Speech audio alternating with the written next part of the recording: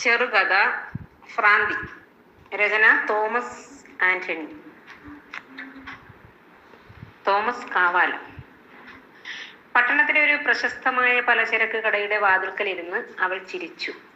അതിലെ വന്നവരെയും പോയവരെയും എല്ലാം നോക്കി ചിരിച്ചു. അപ്പോഴും അവളുടെ ഹൃദയം വേദന കൊണ്ട് നുറുങ്ങുകയായിരുന്നു. അവളുടെ ഉള്ളിൽ അവൾ കരയുകയായിരുന്നു. ഇടയ്ക്കിടയ്ക്ക് ആ കരച്ചിൽ കണ്ണുനീർ തുള്ളികളായി പുറത്തേക്ക് വന്നു. അപ്പോഴും അവൾ ചിരിച്ചു. ആളുകൾ അവളെ വിളിച്ചു, ഫ്രാന്തി രായമ്മ. ഒരു പരിഭവവും കൂടാതെ അവൾ അത് കേട്ടു. അപ്പോഴും അവൾ ചിരിച്ചു. പണ്ട് ആളുകൾ അവളെ രാജി എന്ന് വിളിച്ചിരുന്നു. ഇന്ന് പ്രായമേറെ ആയപ്പോൾ അവൾ രായമ്മയായി.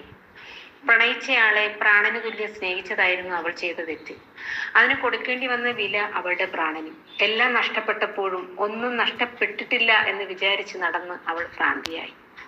ആ ഗ്രാമത്തിൽ കൊയ്ത്ത് യന്ത്രം ഇറങ്ങുന്നതിന് മുമ്പ് പാടങ്ങളിൽ സ്വർണം വിളഞ്ഞു കിടന്ന സമയത്ത് ദൂരെ ദിക്കിൽ നിന്നും കൊയ്ത്തിന് വന്നതായിരുന്നു രാജിയും കുടുംബവും. അന്നൊരു മകരമാസത്തിൽ മഞ്ഞുതുള്ളികൾ മലർത്തുമ്പുകളിൽ മാസ്മരികത വിടർത്തുന്ന പ്രഭാതത്തിൽ മറ്റു സഹപ്രവർത്തകരോടൊപ്പം അരിവാളും കയ്യിലേന്തി അവൾ കൊയ്യാനിറങ്ങി.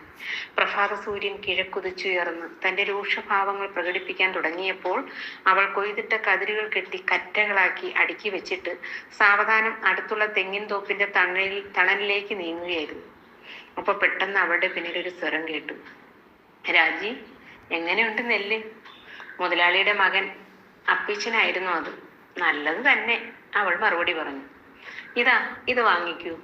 കയ്യിലിരുന്ന ഫ്ലാസ്കിൽ നിന്ന് ഒരു കപ്പ് പാൽച്ചായ ഒരു ഗ്ലാസ്സിലേക്ക് പകർന്നു വെച്ച് നീട്ടിക്കൊണ്ടാണ് അപ്പീച്ചൻ അത് പറഞ്ഞത്. മനസ്സോടെയാണെങ്കിലും രാജി അത് വാങ്ങി കുടിച്ചു. അത്രയ്ക്ക് ക്ഷീണം ഉണ്ടായിരുന്നു അവക്ക്.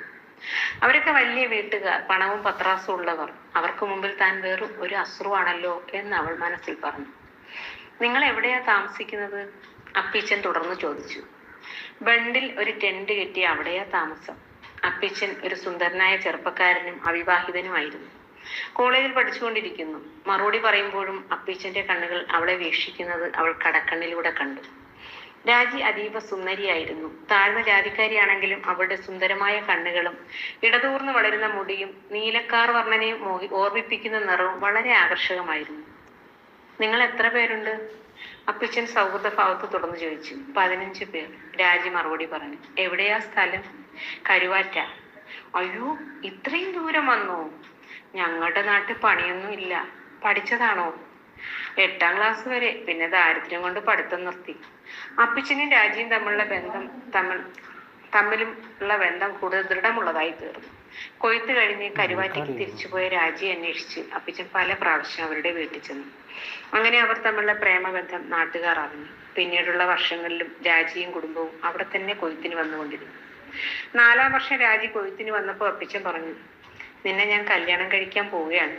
ആരെതിർത്താലും നിന്നെ ഞാൻ കെട്ടും. അതിനു മുമ്പ് നമുക്കൊന്ന് കറങ്ങാൻ പോകാം. മകന്റെ ലീലാവിലാസങ്ങളൊക്കെ അപ്പൻ ലോപ്പച്ചൻ അറിയുന്നുണ്ടായിരുന്നെങ്കിലും ഗൗനിച്ചില്ല. ആ വർഷം കറക്കം കഴിഞ്ഞു വന്ന അപ്പച്ചൻ രാജിയോട് പറഞ്ഞ കാര്യങ്ങൾ എല്ലാം പിറ്റേ വർഷമായപ്പോഴേക്കും മറന്നു. ആ വർഷം കൊയ്ത്തിന് അപ്പച്ചൻ അതേ വാക്കുകൾ ആവർത്തിച്ചു. അതിനിടയിൽ രാജി ഗർഭിണിയാവുകയും ചെയ്തു. അയ്യോ, നാണക്കേടാകും. കല്യാണത്തിന് മുമ്പ് ഗർഭം ധരിച്ചെന്നറിഞ്ഞാൽ അതുകൊണ്ട് നമുക്കതങ്ങ് കളഞ്ഞേക്കാം, സ്നേഹഭാവത്തിൽ അപ്പച്ചൻ രാജിയോട് പറഞ്ഞു.